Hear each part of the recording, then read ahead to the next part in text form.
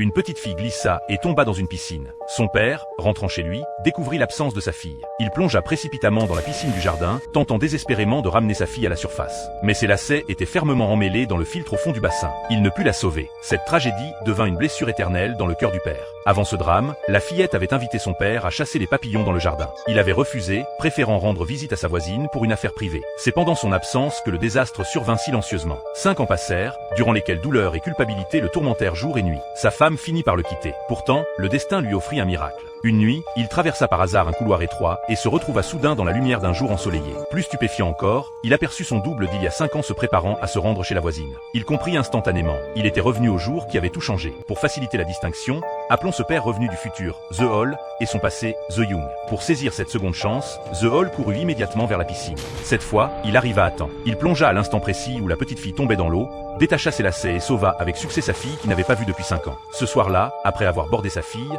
la joie de retrouver le bonheur lui arracha des larmes. Mais un problème se posait. Comment affronter l'autre lui-même dans cette réalité? Peu après, The Young rentra et découvrit un intrus. En alerte, il saisit un objet pour se défendre, mais périt accidentellement durant la confrontation. The Hall n'avait jamais imaginé une telle issue. The Hall arrangea son apparence et décida de remplacer son ancien moi. Quand sa femme rentra, elle ne remarqua rien d'anormal. Mais les choses ne furent pas toujours aussi simples. Au réveil, sa fille sembla percevoir quelque chose. Bien que physiquement identique, l'intuition de la fillette lui disait que ce père était différent. Une distance s'installa progressivement entre elle et The Hall. Un jour, The Hall alla chercher sa fille à l'école. Sur le chemin du retour, il nota son aversion pour les cours de musique.